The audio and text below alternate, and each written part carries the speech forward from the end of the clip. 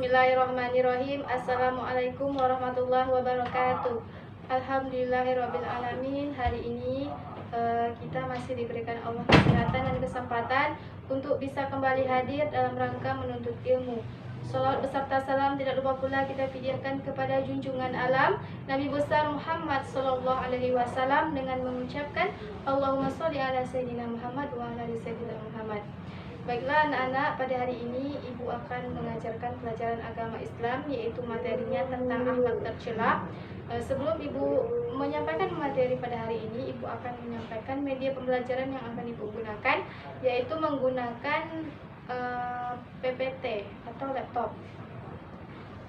Selanjutnya Ibu akan menyampaikan tujuan pembelajaran kita pada hari ini, yaitu yang pertama, siswa dapat menjelaskan pengertian akhlak tercela, yaitu hubbu ad-dunya, hasad dan riya. Kemudian yang kedua, siswa dapat menjelaskan ciri-ciri dari sifat akhlak tercela, yaitu hubbu ad-dunya, hasad dan riya. Kemudian yang ketiga, siswa dapat menyebutkan bahaya akhlak tercela, yaitu hubbu ad-dunya, hasad dan riya. Kemudian yang keempat, siswa dapat menjelaskan cara menghindari akhlak tercela, yaitu hubbu ad-dunya, hasad dan riya.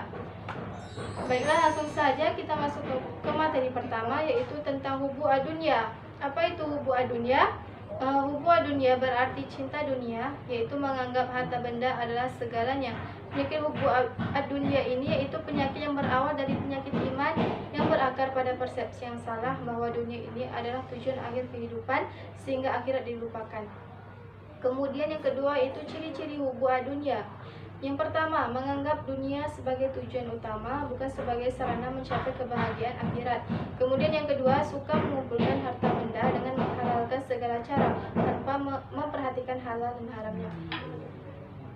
Kemudian yang ketiga, orang yang memiliki sifat hubbu ad-dunya ini ia kikir. Apa itu kikir? Kikir ialah tidak rela sedikit pun hartanya lepas atau berkurang.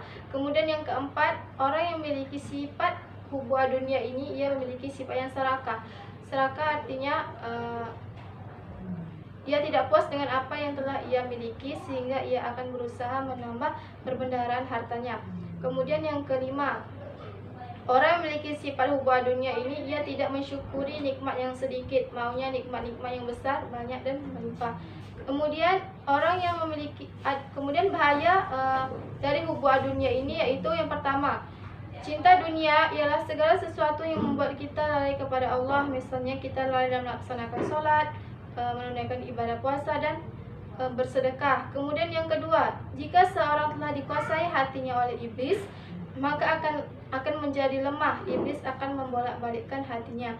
Kemudian yang ketiga, cinta dunia merupakan sumber segala kesalahan. Karena cinta dunia inilah yang sering mengakibatkan seseorang cinta terhadap harta benda. Kemudian yang keempat, jika orang sudah cinta dunia, maka akan datang berbagai penyakit hati.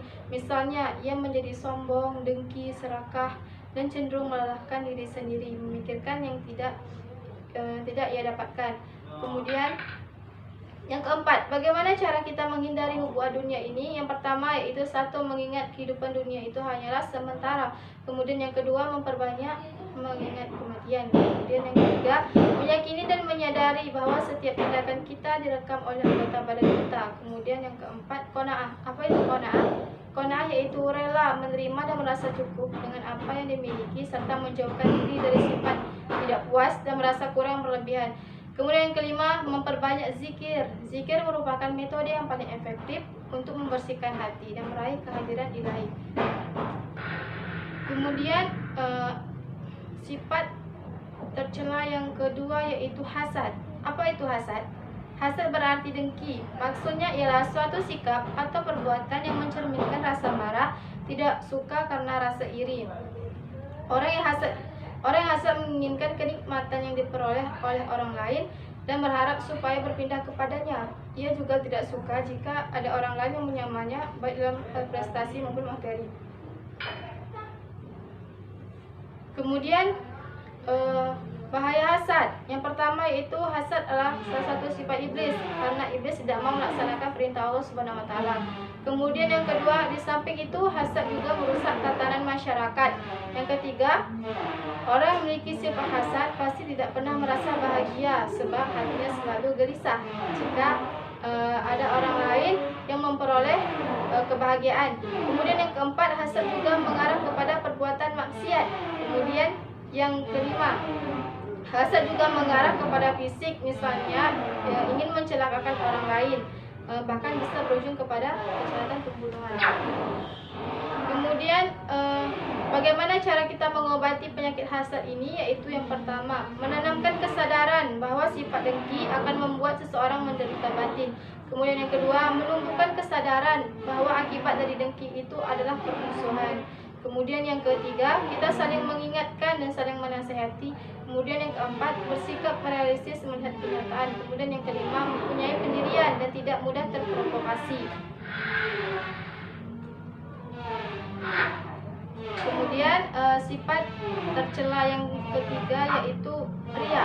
Apa itu riya? Riya adalah mengerjakan suatu perbuatan atau ibadah untuk mendapatkan pujian dari orang lain, bukan karena Allah semata. Orang riya tidak ikhlas dalam beramal. Ia senantiasa pamer dan cari perhatian supaya mendapat pujian, sanjungan dan pengakuan.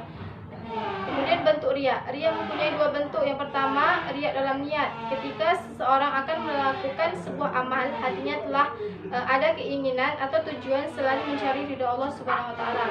Kemudian riya dalam perbuatan.